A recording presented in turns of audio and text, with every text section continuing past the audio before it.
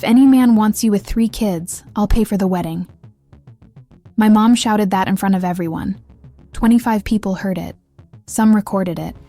I just stood there, frozen, holding a napkin that was tearing apart in my hands. She laughed. Her friends laughed. My sister looked away. And I thought, one day, you're going to pay for that. I didn't know it would be real money. I didn't know it would be in front of an even bigger crowd. But in that moment, with my face burning and silence pressing down on my shoulders, I swore to myself that this if any man thing was going to happen, even if I had to become someone else to make it real. My name is Tessa. I'm 28. I have 3 kids and no husband. Ryan left 2 years ago and never came back. No child support, no birthday calls. He just vanished. Like smoke. The other day, my oldest, David, asked if his dad had died. I didn't know what to say. I don't know, honey. I don't think so. He's 8. 8. And he already understands that abandonment hurts more than death. Because when someone dies, you bury them and move on. Abandonment stays there, open, bleeding slowly every single day. Luna is 5 and Theo is 3.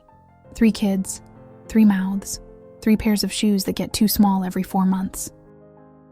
3 backpacks, 3 lunchboxes, 3 blankets at night when the temperature drops and I can't turn on the heater because the electric bill is already overdue. I work 3 jobs. I clean offices from 6 a.m. to 2 p.m. at an accounting firm downtown. By 2:30, I'm at the call center, the kind of job no one lasts more than 6 months in. But I've been there a year and a half because quitting isn't an option. I clock out at 8.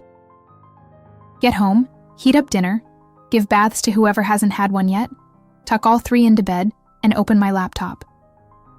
I freelance as a designer until 1, sometimes 2 or 3 in the morning. Sleep 4 hours. Wake up and start again. Rent is $2,400. It's late. 2 months. Mrs. Connolly, the landlord, already sent a notice. 45 days to pay $7,200 or we're out. To where? I don't know. I don't think about it yet. Because if I do, I'll stop functioning. I've got $18,000 in credit card debt. I used it for food, medicine, school supplies, no fancy shoes or restaurants, just survival. And still, there are people who look at me and think, she just didn't budget well. As if good planning could stretch $2,100 of income over $3,500 in fixed expenses. The math doesn't work. It never works. But I don't stop, because I've got something no one knows. I can draw. Not doodles. Real projects. I studied architecture for 3.5 years at a state university. Dropped out when I got pregnant with David because I couldn't afford daycare and school. Ryan said he'd help, that it was temporary. I lied to myself for 6 whole years, but I kept drawing, alone. Downloaded pirated software, watched tutorials at night, took free online courses. I learned AutoCAD, SketchUp, Revit. I've got 34 projects on my computer, houses, apartments, stores, clinics. No one's ever seen them. No one's ever asked to. Because when people look at me, they see the cleaning lady. They see the single mom. They see, poor thing. They don't see what I can do. They don't see that if someone just gave me a real chance, I could change everything. But chances don't come to people on the floor. They come to people already standing, dressed well, with spotless resumes. I've got a 6-year gap in mine. Dark circles under my eyes. Nails broken from cleaning chemicals. A kid clinging to my leg when I try to leave. I don't have time for office interviews. Offices want people available from 9 to 6, and from 9 to 6, I'm busy paying for real life. It's a cycle, I know. But knowing doesn't change it. Luna asked me the other day, "Mom, when are we going to have a dad again?" I was frying eggs, froze right there, spatula in the air. David gave her that "don't say that" look. But she doesn't have filters yet. She just wants. She sees her friend's dad picking him up at school and wants the same.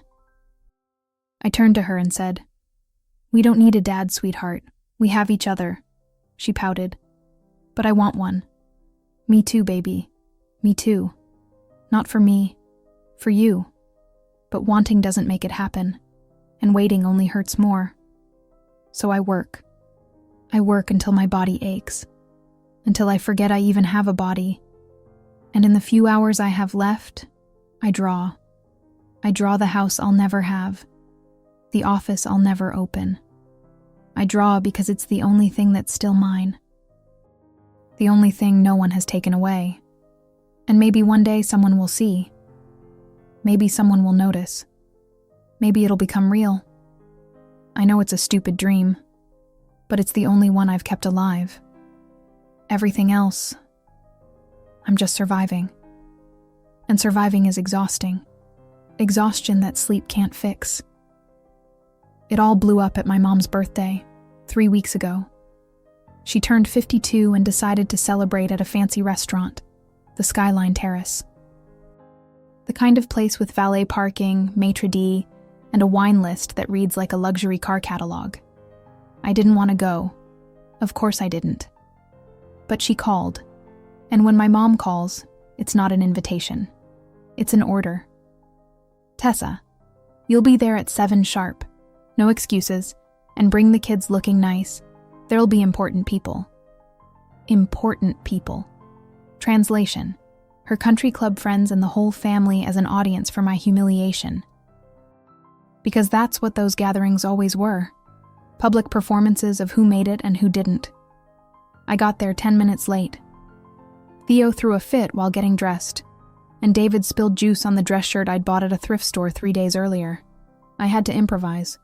When I walked in, everyone was already seated. 25 people. I counted. I always count. I need to know how many witnesses will see what's coming next. My mom was at the center, of course, wearing a royal blue dress that probably cost more than 3 months of my rent. She looked at me. Didn't smile. Just gave that tiny head tilt that means, "You're late. I'll make you pay for it later." My sister, Brooke, sat beside her.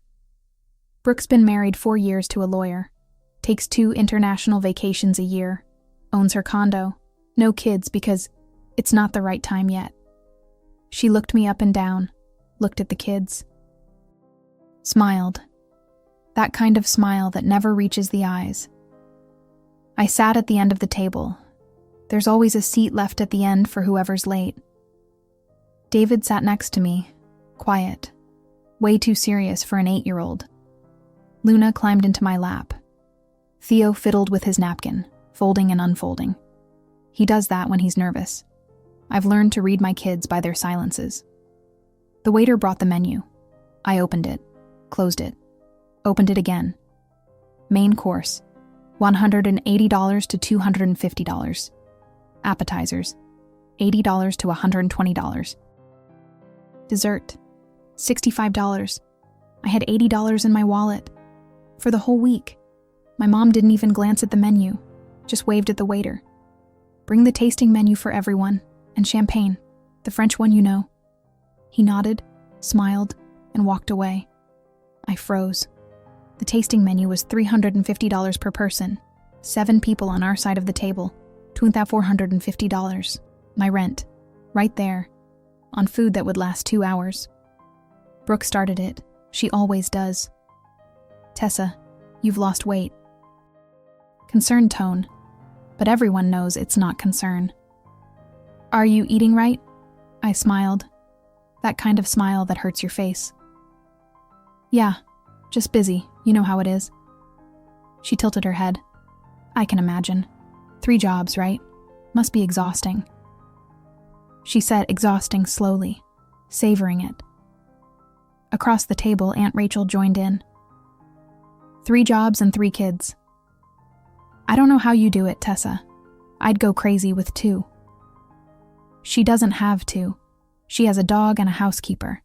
But whatever." I said something polite. I always do. I've learned that reacting only makes it worse. My mom cut a bite of her appetizer, carpaccio or something, chewed slowly, and looked at me. And the kid's father? Still missing? The table went silent. Not the natural kind of pause, the kind where everyone's waiting for blood. I swallowed hard. Yeah, no contact. She dabbed her mouth with her napkin. I see. Must be tough. 3 kids, no dad around. People must think all sorts of things, huh? I froze. Think what, Mom? She shrugged. Oh, I don't know. 3 kids, a man who disappears. Some people might assume things, that they have different fathers, stuff like that. I stopped breathing. Luna squeezed my hand. She didn't understand the words, but she understood the tone. Kids always understand the tone. They don't. My voice came out quiet. They're all Ryans. Everyone knows that. My mom smiled. I know, honey, I know. But you understand how it looks. 3 little kids, single mom, working as a cleaner. People see that and start making up stories. It's not their fault. It's just appearances, She wasn't angry. She sounded sympathetic. And sympathy was worse. I could fight anger. Sympathy seeped in and rotted from the inside. One of her friends, I don't remember which, chimed in. But Claire, Tessa's beautiful. I'm sure she could find someone. My mom laughed, short, sharp. Find someone? Her? With 3 little kids, no money, unfinished degree? What man in his right mind would want that? She said that, looking at my kids. My 3 kids, sitting there, listening, absorbing every word into memories they'll carry forever. The main course came. No one spoke for 5 minutes, just the clinking of cutlery and chewing. Brooke started talking about her husband, how he won a big case, how they're going to Aspen this winter. Everyone congratulated her. Smiled, genuinely. I ate. David didn't touch his plate. He was staring at his grandmother with that look I know too well. Anger that doesn't yet know its name. I held his hand under the table, squeezed lightly. He squeezed back. Dessert came, some kind of mousse. They took pictures, sang happy birthday. My mom blew out the candle, made a wish with her eyes closed. When she opened them, she looked straight at me, and then it came. She stood up. She'd been drinking, not too much, but enough for the mask to slip a little. Tapped her glass with a knife. Everyone stopped and looked. I just want to thank everyone for being here. Family means everything, right? Even when some members are a bit more challenging than others. Nervous laughter from 2 or 3 people. She went on. I was just thinking about my daughter Brooke. Married, stable, happy. And about Tessa, too. A hardworking single mom doing her best. But let's be honest, in a tough spot. 3 kids alone, not much hope for, changing that. My stomach tightened. I knew something worse was coming. It always does. So I was wondering, is there really a man out there who would want the whole package? Not out of pity, but for real. Marry her, take on 3 kids that aren't his, build a life with her? Aunt Rachel tried. Claire, I think... My mom cut her off. No, let me finish. It's an honest question. Because let's face it, real men with options, with money, with stability, they don't choose complication. They choose easy. A woman without kids, without baggage, without... She searched for the word. Without problems. The silence now was thick with discomfort. Some people looked down at their plates, others at their phones. No one looked at me, except Brooke. She was smiling, that small, satisfied smile at the corner of her mouth. Then my mom dropped it. Drunk. Dramatic. You know what? I'll make a bet, right here, in front of everyone. She pointed at me. If any man, any real man, with money, with sense, with a future, if that man wants you, really wants you, marries you, takes on your 3 kids, the whole deal, if that ever happens. She paused, smiled.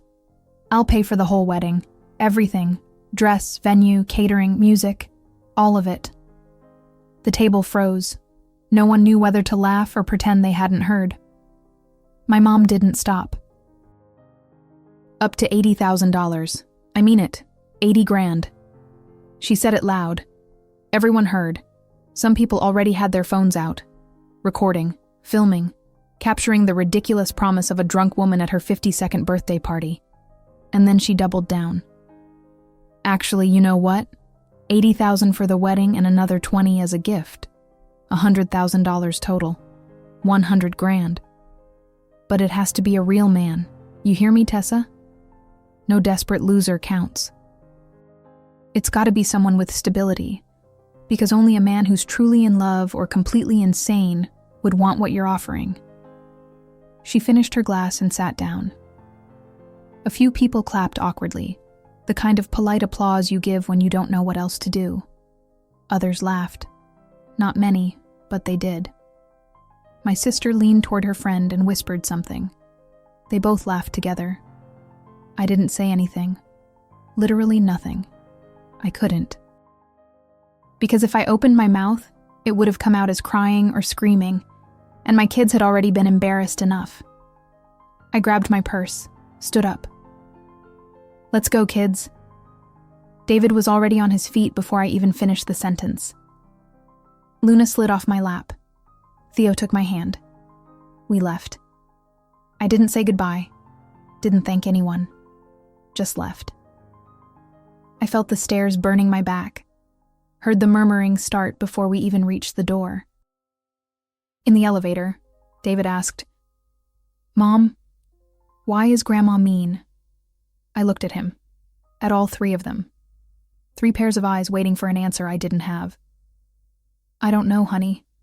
I guess some people just don't know how to love right. Luna leaned her head against my arm. I love you, Mom. Theo echoed her. Me too. David didn't say anything, just squeezed my hand tighter. And I thought, you 3 are worth more than 100 worlds, more than 100 promises, more than $100,000 from any wedding. But I also thought something else. I thought my mom was going to pay for that, one way or another. And this time, I wasn't going to bow my head. When we got home, it was almost 10 p.m. The kids were exhausted, the kind of exhaustion that comes after holding in tears all day. I put them to bed without baths or brushing their teeth properly. Just took off the fancy clothes, put on pajamas, and laid all 3 in the same bed. They fell asleep fast. They always do when the day's been too heavy. I went to the kitchen, sat on the floor, leaned my back against the cabinet, and let it out. Cried ugly, hiccuping, sniffling, wanting to scream but not screaming because the walls are thin and the neighbors already complain about noise. My phone buzzed. Once, twice, 5 times, 10. I picked it up. Opened it. Family group chat. 87 people. 87. The video was already there. 3 different versions. 3 angles. My mom talking. If any real man wants you, the camera zoomed in on me. My face. My frozen face trying not to fall apart in front of my kids. Comments underneath. How humiliating. Poor Tessa. Claire had too much to drink. But she's not wrong. That last one was from Cousin Sandra. There's always a Cousin Sandra. Jessica called half an hour later. She's the only real friend I have left. The others disappeared when I got pregnant with David. Vanished like fog in sunlight. Jessica stayed. She picked up on the second ring. I saw it. She didn't need to say more. Saw the video, saw the comments. I'm coming over. I told her she didn't have to. She said she didn't ask. Hung up. Showed up 40 minutes later with warm cheddar biscuits and a bottle of ginger ale. We sat in the living room. She didn't say useless things like, "It'll be okay," or "forget it." Jessica's surgical. She went straight for it. "Your mom's a textbook narcissist. You know that. I know that. She did this because you didn't fit her perfect family narrative, and she'll keep doing it until you cut contact. Or she dies.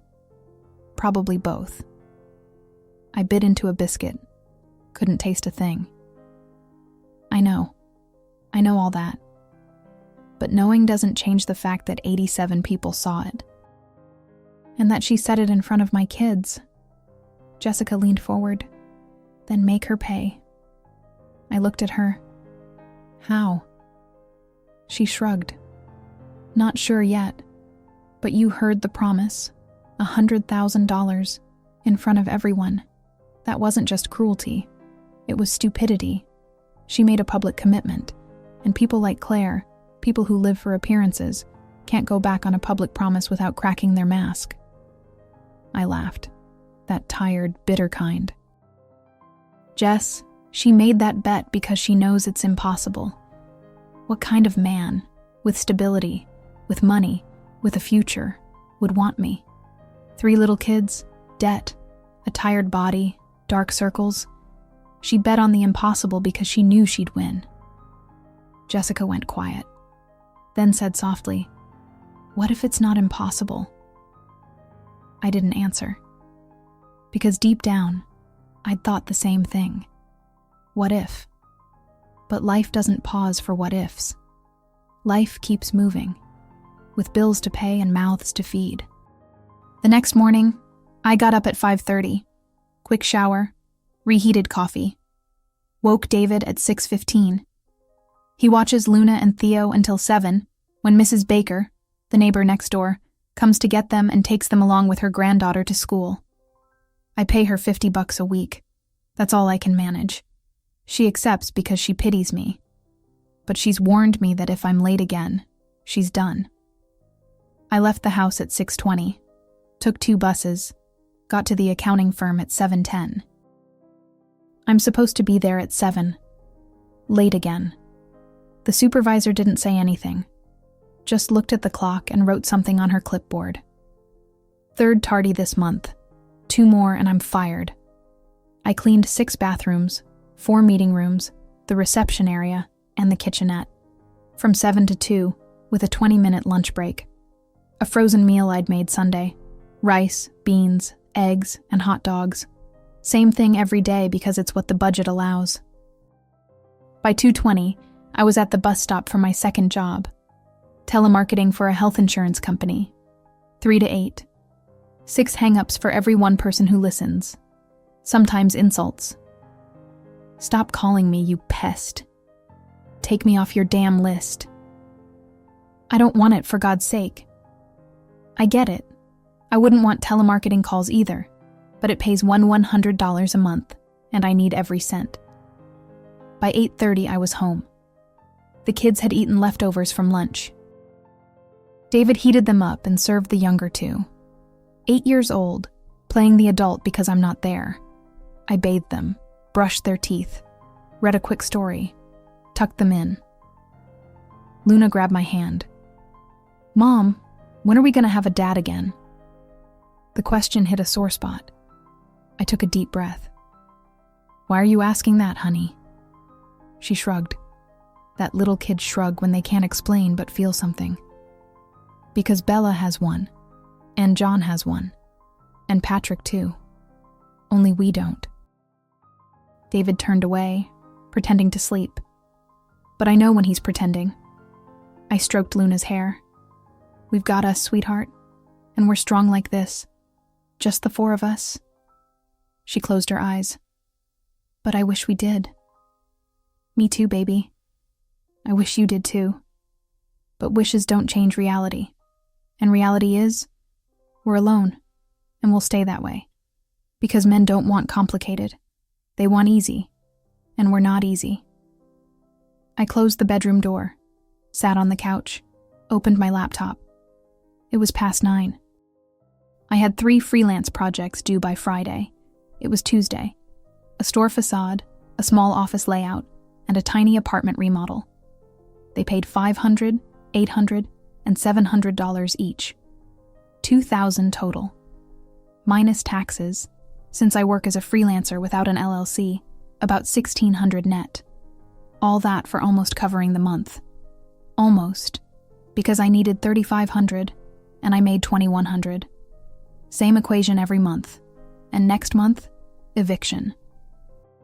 The notice came last week. Official letterhead, formal language, specific deadline. 45 days to pay $7,200 in back rent or vacate the property. 45 days. It had been 7 already. 38 left. Where was I supposed to find $7,200 in 38 days? I had no answer. Just exhaustion. The kind that seeps into your bones, makes you forget what it feels like to wake up rested. But I couldn't stop. Stopping meant losing. And losing meant watching my 3 kids sleep on the street. Or at someone's house where they'd remind us daily how much of a burden we were. So I didn't stop. I opened AutoCAD, started drawing. And as I drew, my mother's video replayed in my head on a loop. If any real man wants you.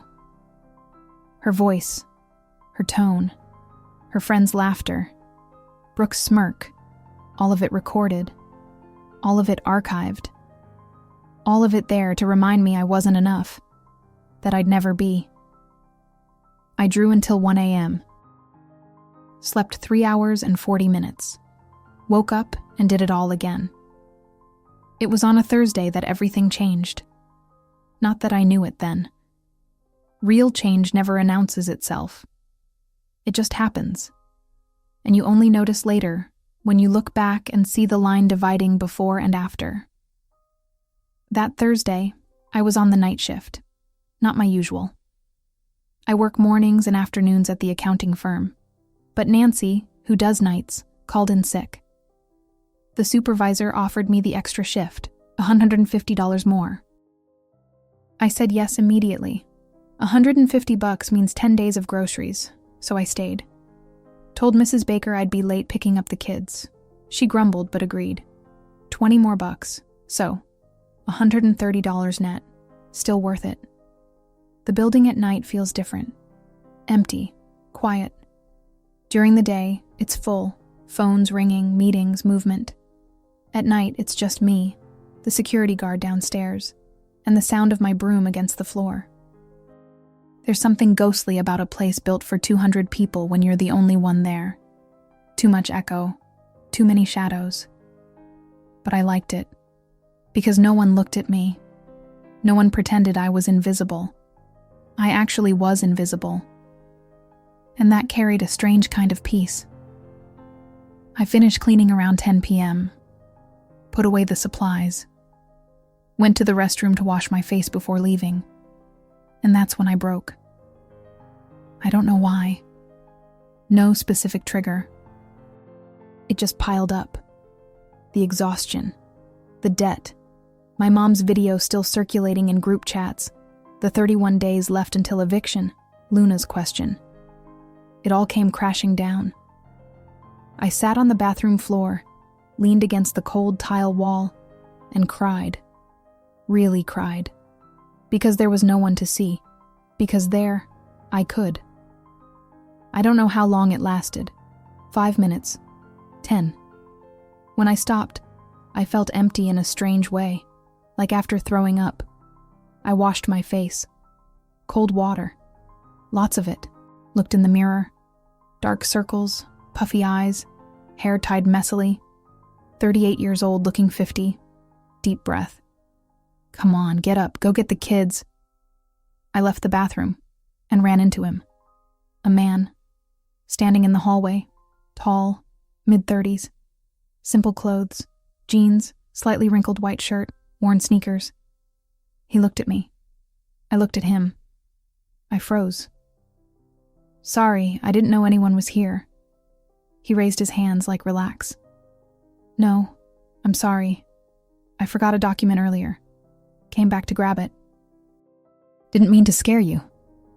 We stood there, still. He looking at my face, my red eyes. No way to hide it. You okay? I nodded too quickly. Yeah, just tired. Long day. He didn't seem convinced, but didn't push. You work here at night? I nodded. Not usually. Just covering for someone. He nodded back. Tough job. I shrugged. It's what there is. Slightly awkward silence. He pointed toward the last office. I'll just grab the document, excuse me. He walked off. I went to the elevator, pressed the button, waited. My heart still racing. Fear takes a while to fade. The elevator opened. I stepped in. The doors started to close. He appeared. Wait. I held the door. He got in. We rode down in silence. 17 floors. Sounds quick. But when you're in a small elevator with a stranger after crying in a bathroom, every floor lasts forever. On the 10th floor, he spoke. Can I ask you something? I looked at him. Sure. He hesitated. Do you draw? I froze. How do you know? He pointed to my hand.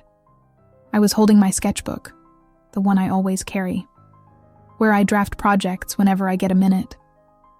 I'd forgotten it was in my hand. Saw some drawings sticking out of your bag earlier. Looked like architectural plans. My heart skipped in a different way. Looked like what? He smiled a little. Architecture. Floor plans, I think. My dad was a construction worker. I grew up around that stuff. The elevator stopped. Lobby. The doors opened. Neither of us moved. I looked at him. You work in construction? He nodded. Yeah. I own a small company. I took a deep breath. I don't know what came over me. Exhaustion, desperation, the need to be seen. I opened the sketchbook, showed him the last project, a clothing store facade. He took it, looked, really looked, turned the page, another and another. He flipped slowly, stopped at an apartment layout I'd redesigned to optimize space. You did this? I nodded. He looked at me. You're an architect. I shook my head. Almost. Dropped out in my 3rd year. He handed back the sketchbook. This is really good. It wasn't empty praise. It was technical. The kind of comment made by someone who knows. Really? He nodded. Really? Have you ever shown this to anyone? I laughed, without humor. To who? I clean offices by day, do telemarketing by night, and draw when everyone's asleep. I don't have a portfolio. I don't have connections. I don't have any of that. He went quiet, processing. Do you take freelance work? I shrugged. When it comes, small remodels, office layouts, nothing big. He scratched the back of his neck. Can I make you an offer? I looked at him, cautious. What kind of offer? He got straight to it. I own a construction company. We're opening a new interior design division. I need someone who can design a showroom. We'll pay $5,000 for the project. 2-week deadline. You in? I froze. $5,000. $5,000. Almost what I cobbled together in 3 months of scattered freelance work. Are you serious? He pulled a card from his pocket and held it out. Cal Matthews, Matthews Construction. I took the card, read it again. Why are you offering me this? You don't even know me.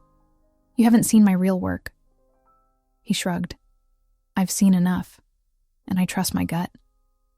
Besides, he hesitated. I grew up watching my mom grind through 3 jobs to raise me alone. She cleaned houses too. And I remember how people looked at her, like that was all she was, like she didn't have dreams, talent, anything. But she did, and so do you. I can see it. My throat tightened. I don't know what to say. He smiled. Say yes. Call me tomorrow. We'll set a meeting. You pitch a proposal. If we approve, you start. I left the building at 10:40. Caught the bus, his card in my hand. I still didn't believe it when I got to Mrs. Baker's place to pick up the kids. It was already past 11:30. She opened the door with a hard face. Tessa, this can't become a habit. I know. I paid the extra $20. Gathered my 3, already asleep. David woke up halfway home. Mom, are you okay? I looked at him, my 8-year-old who's learned to read my exhaustion before I even feel it. I'm okay, honey.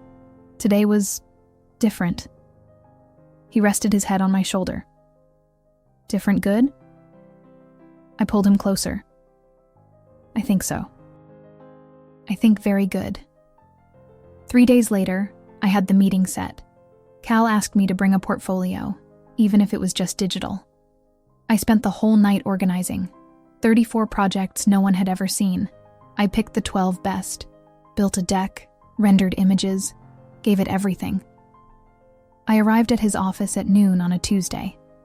Office building, 15th floor, reception with a leather couch and a huge plant. The receptionist offered coffee. I said yes. My hand was shaking. Cal showed up 5 minutes later. Tessa, come on. We stepped into a conference room. 2 other people were there. He introduced them. Frank, my partner, and Carol, our head designer. They both shook my hand. We sat. Go ahead. I opened my laptop, projected on the screen, started talking. And when I talk about design, I forget I'm shy. I forget the insecurity. Because that, I know how to do. I walked them through the 12 projects. Explained the concepts, space optimization, natural light, circulation. 15 minutes straight. When I finished, silence. I looked at the 3 of them. Cal was smiling. Frank stared at the screen. Carol was jotting something down. She spoke first. You learned this on your own? I nodded. Mostly. Tutorials, online courses, trial and error. She looked at Cal. We should hire her, now. Frank nodded. Agreed. And not just for the showroom. Let's put her on a monthly retainer. $12,000 a month. 20% commission on every project closed. I forgot to breathe. $12,000. $12,000 a month. Are you serious? Cal nodded. Very. You've got real talent, Tessa, and we need it. I floated out of there. Contract signed. 3-month trial period, but full salary from day 1. First payment in 15 days. I called Jessica. She screamed into the phone. I told you you'd turn it around. I called Mrs. Connolly, my landlord. I'll pay what I owe. 15 days, I promise. She sighed. Tessa, you've promised before. I know, but this time is different. This time I'm sure. And for the first time in 2 years, I felt hope. Small, skittish hope that didn't know if it was allowed to grow. But it was there. Alive. Breathing. The next 2 weeks were the most intense of my life. I delivered the showroom project in stages. Cal reviewed, approved, asked for tiny tweaks. Carol, who I'd assumed would be the tough-as-nails boss, became a partner. She taught me program shortcuts I didn't know, showed me suppliers, introduced me to clients. And Cal showed up all the time. His office had a huge conference table for 12, but he'd sit beside me with his laptop and work right there. Quiet, just present. There's something comforting about working near someone who doesn't micromanage or hover. They just are. One day he brought coffee from a fancy cafe. $3 each. He set it on my desk. Thought you might like this. I looked at him. You didn't have to. He shrugged. I know. I wanted to. And he walked away. A small thing. a $3 coffee. But it had been so long since someone thought of me without my asking that it hurt in a good way, like remembering what kindness feels like. I drank it slowly. It was hot, just the right amount of sweet, and for the first time in months, something in my chest softened. The showroom was ready.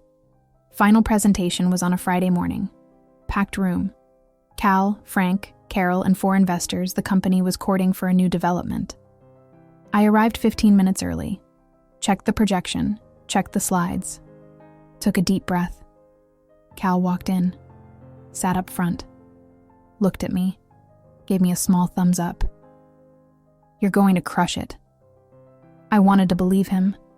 When everyone settled, I started, explained the concept, showed the floor plan, 3D renders, color palette, furniture, strategic lighting, customer flow, 20 minutes, no stumbles, no freeze-ups, because I knew what I was saying, because it was mine.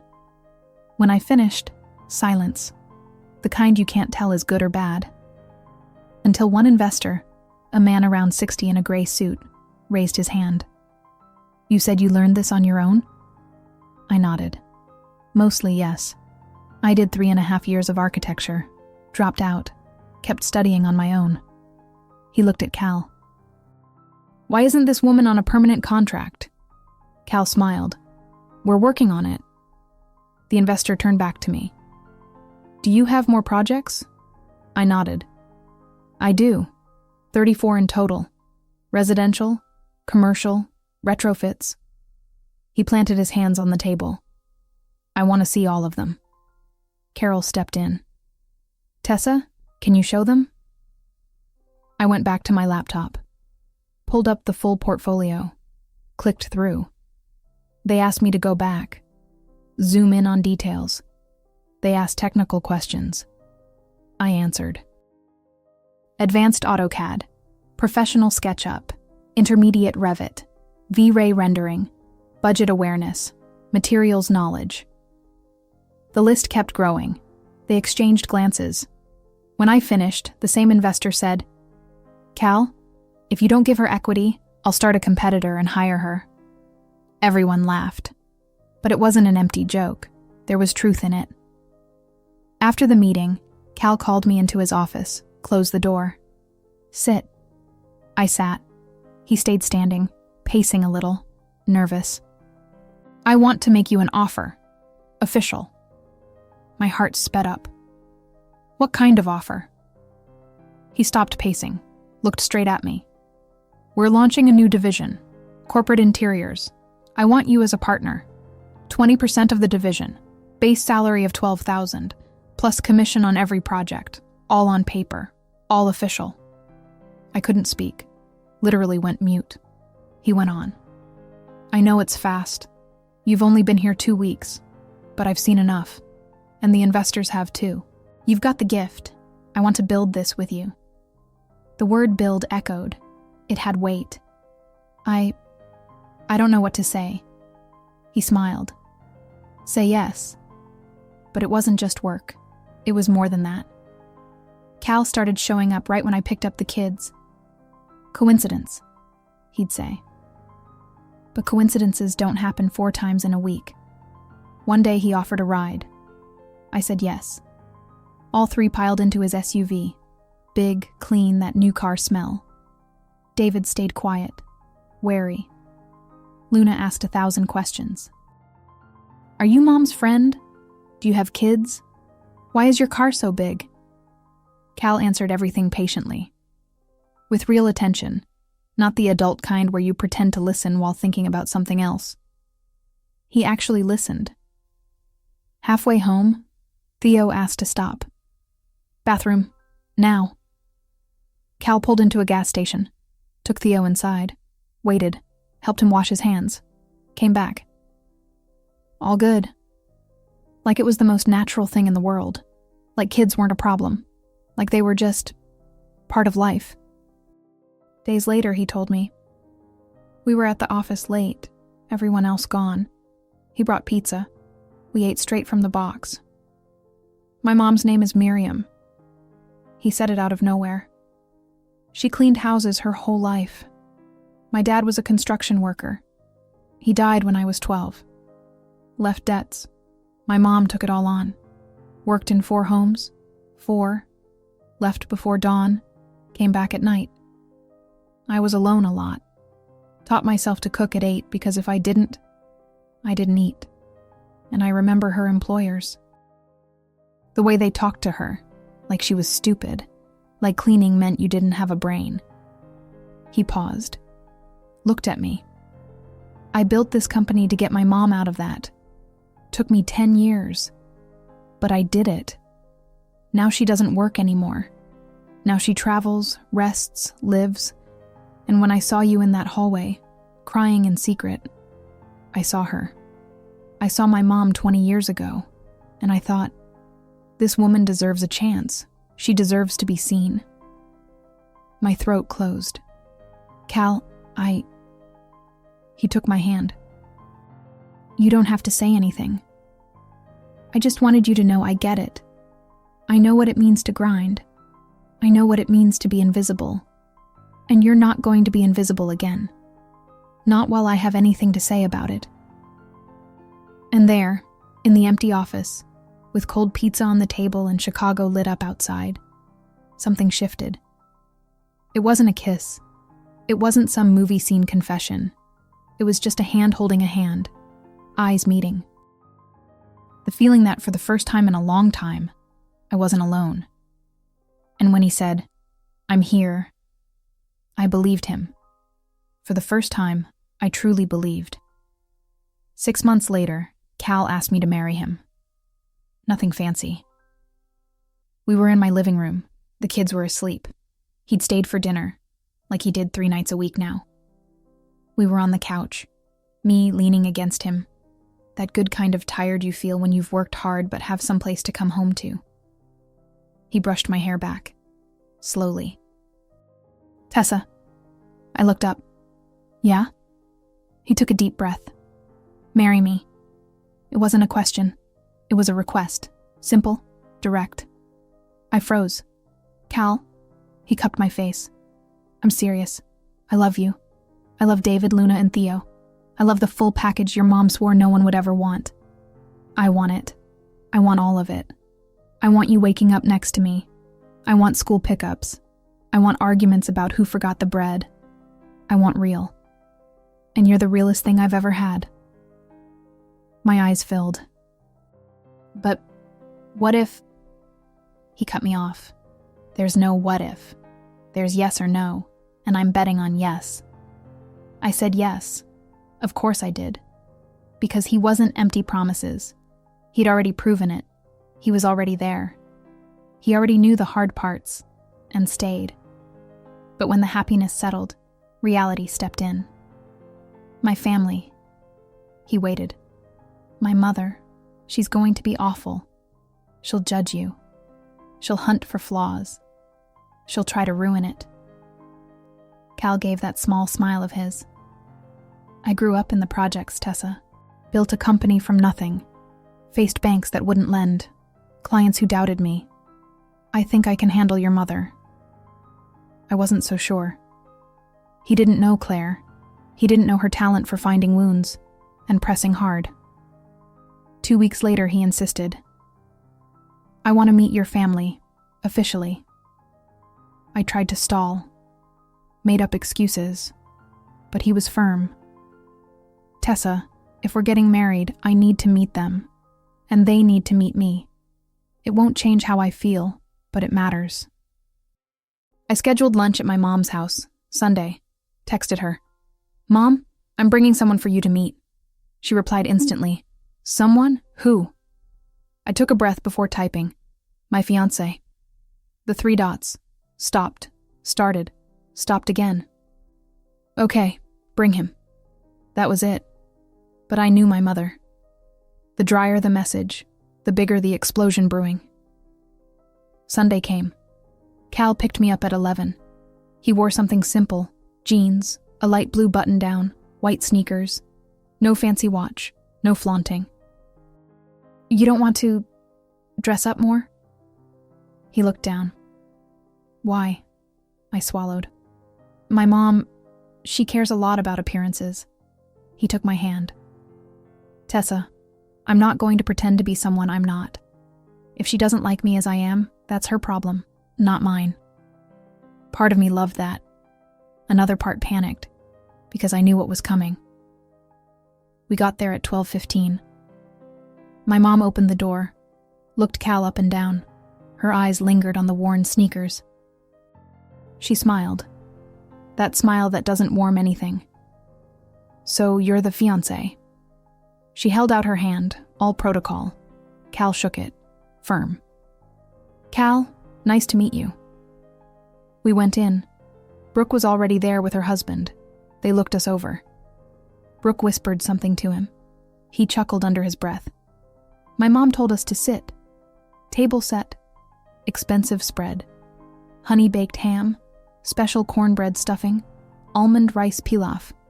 She only did this when she wanted to impress or contrast. She served everyone. Lunch started tense. My mom asked questions. Cal, what do you do? He answered easily. I own a construction company. She arched a brow. Construction? How interesting. Small? He shrugged. Mid-sized, 50 employees, about 12 million in annual revenue. She chewed slowly. She hadn't expected that number. I see. She changed the subject fast. Brooke chimed in. And how did you two meet? Cal looked at me. Smiled. She was working in the building where my office is. Cleaning. Silence, like a bomb had dropped. Brooke's eyes went wide. My mom froze with her fork in the air. Cleaning, she repeated, tasting the word. You met my daughter while she was cleaning and decided to date her. Cal nodded. Decided to marry her, actually. She was crying in a bathroom. I came back late for a document. We talked. She showed me her projects. And I saw what you didn't. Talent. He said it softly, but every word landed with weight.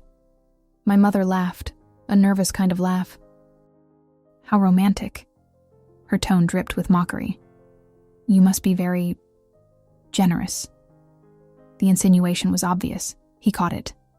I'm not generous. I'm fair. There's a difference. Brooke's husband butted in. Let's be honest. It's a complicated situation. 3 kids. Tessa brings baggage. Cal turned to him, eyes hard. Baggage? You calling her kids baggage? The guy backed off. No, I didn't mean... Cal cut him off. You did. You meant it. And let me tell you something. Those 3 kids are worth more than 10 of you. If you think children are baggage, that's your problem, not mine. He stood, looked at me. Let's go. I stood too. My mother tried to stop us. You're not going to finish lunch? Cal was already at the door. No, thanks for the food. We left. In the car, he held my face. I'm sorry, I shouldn't have reacted like that. I just can't stand people talking about your kids that way. I squeezed his hand. No apology needed. Thank you for standing up for us. On the way home, he said, You know your mom's promise about the wedding? I looked at him. I do. He smiled, the smile of someone who's had an idea. How about we remind her? My heart sped up. What do you mean? He laid out the plan. A real wedding. Beautiful. Expensive. But hush-hush until the day. Invite the whole family. And in the middle of the reception, call in the promise. In front of everyone. She'll have to pay. Or face public embarrassment. I bit my lip. I searched for the word. Revenge? He shook his head. No, justice. She bet you weren't worth anything. She bet wrong. Now she pays, literally. I should have felt guilty, petty. But I didn't. Because for the first time, someone was on my side. Really on my side. Let's do it. He kissed my forehead. Let's. The prep took 3 months. Cal didn't want to wait longer. I've already wasted too much time without you officially in my life. We picked a rustic chic estate 40 minutes outside the city. Gorgeous place, vast lawn, old trees, a wooden chapel, a reception hall with soaring ceilings and huge glass windows. Capacity for 120 people. Venue rental, $35,000. Just the space. Decor. We hired the best florist in town, the one who does celebrity weddings. Imported flowers, suspended arrangements, a petal-lined aisle. $22,000. Catering. Tasting-style menu, 5 appetizers, 3 entrees, premium cocktail bar, fancy desserts. $28,000. Live band, 8 musicians with a custom set list. $8,000. Photography and video, full team, drone, printed album. $12,000. Dress, custom atelier, French lace, 2-meter train. $15,000. Total, $105,000. Cal insisted on paying everything out of pocket. "We'll settle it afterward," he said with that smile that already knew how the story ended. I sent invitations to 60 people on my side. Family, a few friends, new co-workers. Cal invited another 60. Partners, clients, employees, his family. 120 total. My mother got the invitation in the mail. Cream envelope, embossed cardstock, elegant gold script. She called. "Tessa, is this for real?" I took a breath. "It is, Mom. We're getting married next month." Silence on the other end. "And who's paying for all this?" I smiled to myself. "You'll find out on the day." I hung up before she could respond, and I felt something I hadn't felt in years. Control. For the first time, I owned the narrative. I wasn't the pitiful daughter anymore. I was the bride, and that changed everything. Jessica was my maid of honor. She cried when I asked. "I always knew you'd turn this around. Always." Cal's mom, Miriam, hugged me when she met the kids. The kind of hug that really holds you. "Welcome to the family, sweetheart." She called me sweetheart. My own mother never called me anything but Tessa, plain and cold. But Miriam put warmth into the word, and it filled a hole I hadn't known I had. David asked if he could call Cal Dad. Or is it too soon? Cal knelt in front of him. "You can call me whatever you want. I've considered you my son for a long time."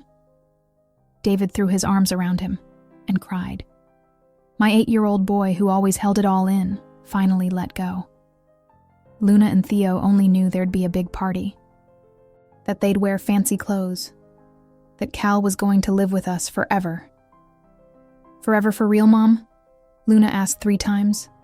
3 times, I told her, forever. The day arrived. Saturday, clear skies, 78 degrees, no wind. Too perfect to be real. I woke at 6. Couldn't really sleep. Good nerves tangled with everything that would come after. Hair and makeup arrived at 8. Nails, too. Full transformation. When I looked in the mirror, I didn't recognize myself for 2 seconds. I looked beautiful. Not pretty enough. Beautiful, period. The dress fell just right. My hair was swept up with fresh flowers. Makeup soft, but luminous. I looked like someone else. Or maybe I finally looked like myself. The version that had always been there, but never had room to show up. Jessica stepped into the room. Stopped. "Holy crap, Tessa." I laughed. "Good?" She wiped a tear. "Perfect. You're perfect." I got to the estate at 2.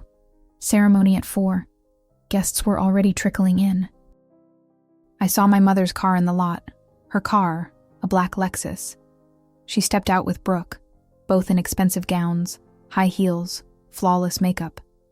They looked around, at the space, at the decor, at the flower arrangements that cost more than most people's cars.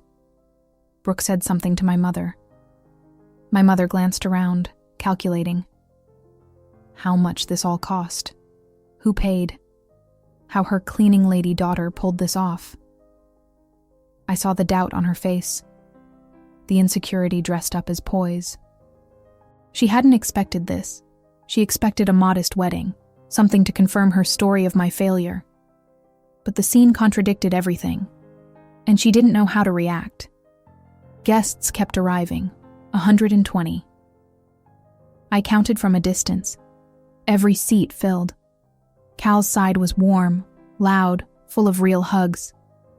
On my side, half the family was there out of obligation. You could tell. They sat, stared, whispered. But they were there. All of them. And they were all going to see. 4 o'clock sharp, it began. Live music.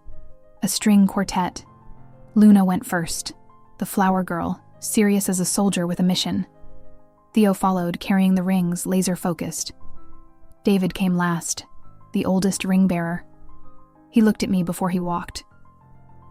"You look beautiful, Mom."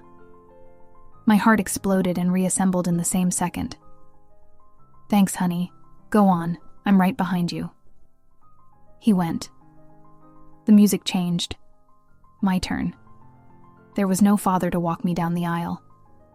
I didn't want to stand in. I walked alone. Because alone is how I got here. And now, finally, I wouldn't be alone anymore. Cal stood at the altar. Navy suit, vest, tie, hair neat. But it was his eyes that got me. He was crying. He didn't hide it. Tears rolling, a wide smile. When I reached him, he whispered so only I could hear, "You're the most beautiful woman I've ever seen, and I'll spend the rest of my life proving it." The ceremony was quick. The officiant spoke about love as a choice. About families we build, not just families of blood. We exchanged vows. Cal read his. "Tessa, I choose you. I choose you tired. I choose you afraid. I choose you strong. I choose David, Luna, and Theo. I choose to wake up every day and decide again that we're worth everything. You're not baggage. You're the destination." My turn. My voice shook, but didn't break. "Cal, you saw me when I was invisible, gave me a chance when I had no hope left, and loved me when I thought no one would. Thank you. For everything, for us." We exchanged rings. He kissed my hand before sliding mine on. Forever. Then he kissed me. Long. The room applauded, and for the first time in my life I felt like I belonged somewhere. The reception kicked off. Impeccable decor. A 5-tier dessert table. A showy cocktail bar. Food served at stations. Top tier. All of it. My mother mingled, greeted people, but her eyes were always calculating, adding, measuring. Brooke came up to me. "Tessa, it's all gorgeous. Really." It almost sounded sincere. Almost. "Thank you." She hesitated. "He must do well, huh, Cal?" I smiled, the smile I learned from my mother. "We manage." I gave no details, and that killed her inside. Curiosity burns hotter than anger. Then came the toasts. Frank, Cal's partner, took the mic. "Good evening, everyone. What a beautiful celebration, right?" Applause. "I want to toast the couple, but first, I want to thank a few special people who made this possible." My heart sped up. It was time. To the family who supported them, who believed, who showed up. He paused. And especially to the bride's mother, Ms. Claire. The room fell silent. A spotlight clicked on. Landed on my mother. She smiled, confused, not yet clued in. Frank continued. "Ms. Claire made a beautiful promise a few months ago, and tonight we're here to honor the fact that promises matter." He signaled. They projected a video on the wall. That video. The Skyline Terrace restaurant. My mother, drunk, on her feet, voice loud. "If any real man wants you, with the 3 kids, I'll pay for the entire wedding." The whole room watched, 120 people. Absolute silence. Only my mother's voice from the video. Up to $80,000 for the wedding and another 20 as a gift. The video ended. Lights up. Everyone staring at her. My mother was pale, like she'd seen a ghost. Brooke beside her, mouth open. Frank returned to the mic. So, Ms. Claire, the man showed up. A real man, with stability, with a future. And he didn't just want Tessa. He wanted everything, the 3 kids, the whole life. And here we are. He pulled a paper from his pocket. Since you promised to pay, we brought the bill. They projected a breakdown on the wall. Venue, $35,000. Catering, $28,000. Decor, $22,000. Music, $8,000. Photo and video, $12,000. Total, $105,000. Frank made a thoughtful face. You promised 100. We went 5 over. How about we call it an even 100, and we'll cover the difference. Fair, right? The crowd was stunned. Half didn't know whether to laugh. The other half was too uncomfortable to move. Cal took the mic. Ms. Claire, you said a real man wouldn't want your daughter. You said it in front of everyone. You humiliated her. You humiliated my kids. Our family. He said, our kids with certainty. With pride. But you were wrong. And now you have a choice. Either pay the $100,000 you promised, or apologize publicly and spend 6 months volunteering with single mothers. Your choice. He held the mic out to her. My mother stood, hands shaking, knees unsteady. Everyone watching. 120 pairs of eyes. She tried to speak. Her voice came out thin. It was a joke. Cal shook his head. It wasn't. Not when you humiliated her. Not when people filmed it. Shared it. When my kids heard it. So it won't be a joke now. Miriam, Cal's mom, stood. Took the mic. I cleaned houses for 30 years. Raised my son alone. He's worth more than 100 men from so-called perfect families. And Tessa? She's one of the strongest women I've ever met. You're lucky to have a daughter like that. Shame you never noticed. She handed the mic back. Sat down. The silence was deafening. My mother looked around, searching for an ally. Found none. Brooke stared at her plate. Everyone waited. She inhaled. I'm sorry. Weak. Cal didn't accept it. Louder, and look at her. My mother looked at me. A tear fell. Not repentance. Humiliation. I'm sorry, Tessa. I was wrong. It wasn't a real apology, but it was public. Exposed. The bare minimum. Cal nodded. Then, volunteering it is. 6 months, every week. With mothers who are where your daughter was. We'll be checking. She agreed. Silent. Defeated. She sat down. The party resumed. Music came back. People started talking again. But the energy had shifted. Everyone had seen it. The reversal. The justice. The promise collected. I didn't feel triumphant. I felt relieved.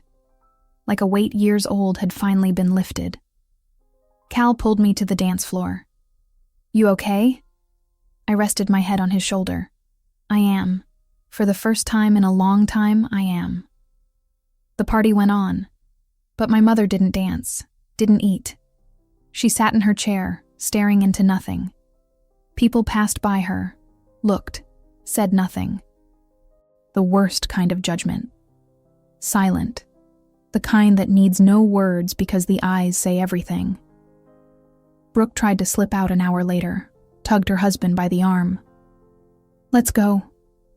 But Jessica was at the door. Blocking, politely, but blocking. The party isn't over yet. It would be rude to leave now.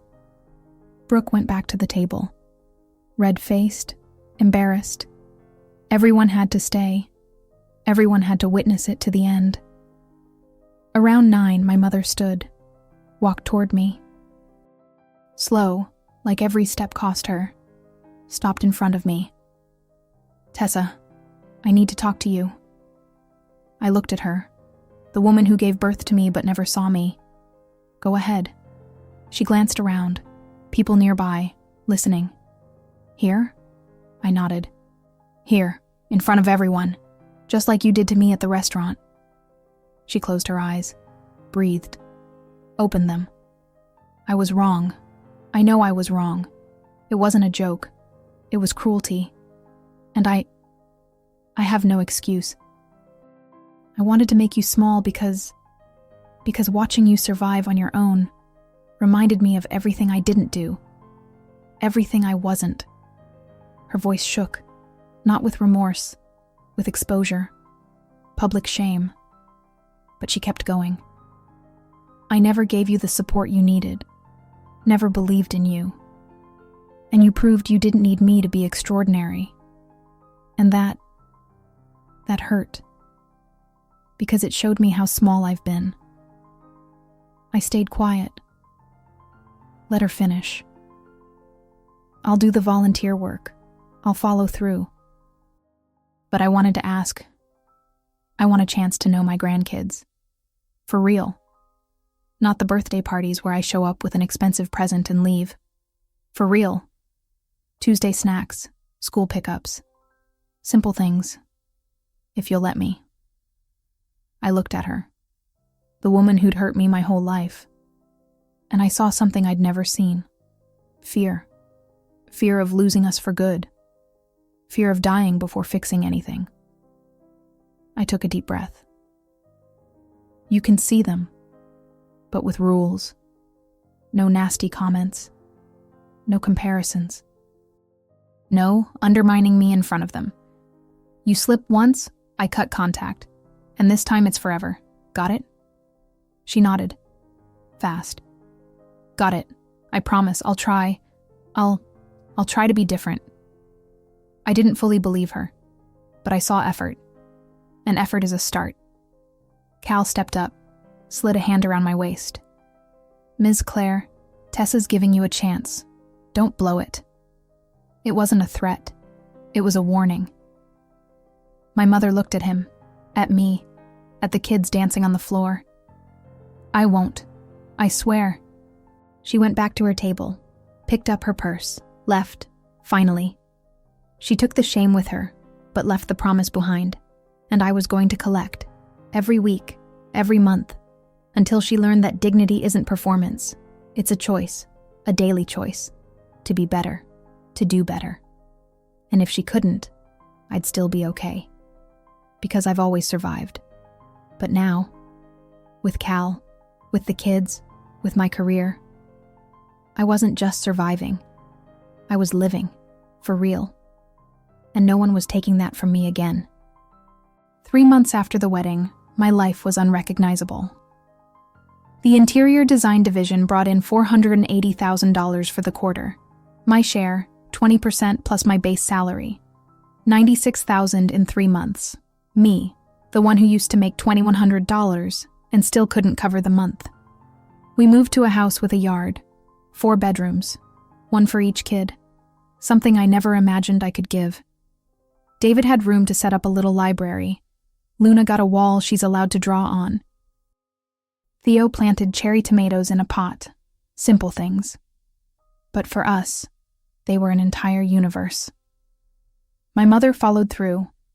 Every Saturday at 7 a.m., she was at Moms Who Rise, the nonprofit I founded with part of the wedding money. Support for single moms, job training, subsidized childcare, a real support network.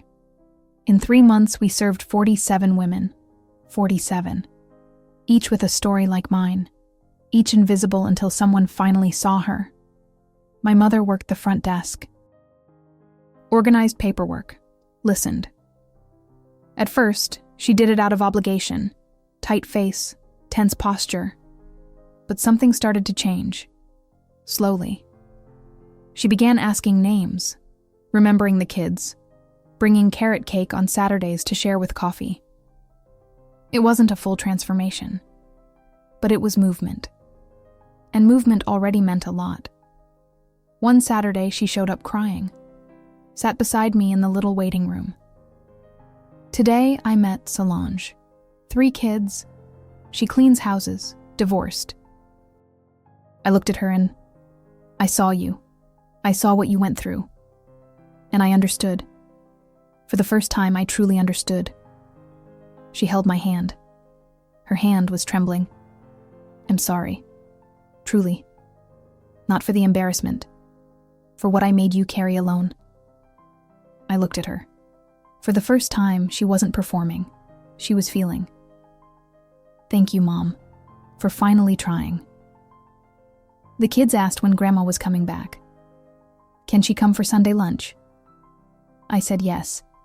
She arrived with carrot cake, David's favorite. Sat on the floor with Theo to build Lego. Had a real conversation with Luna about school. It wasn't magic. It was effort. But effort counts. That night, Cal wrapped his arms around me. You built all of this. From nothing. With your own hands. I leaned into him. We built it. I wasn't alone this time. He kissed my forehead. And you never will be again. I looked at the 3 of them sleeping. David, Luna, Theo. My kids. Our family. I thought about the Tessa from a year ago, crying in an office bathroom. Invisible, exhausted, hopeless. And I thought about the Tessa I am now. Seen. Valued. Loved. Not because someone rescued me. Because someone saw me. Gave me a chance. And I turned that chance into reality. Dignity was never about being perfect. It was about not giving up. About getting up every day even when everything tells you to stay down. About knowing your competence exists even when no one claps. And that real love isn't afraid of baggage. Real love chooses everything. Chooses always. Chooses forever.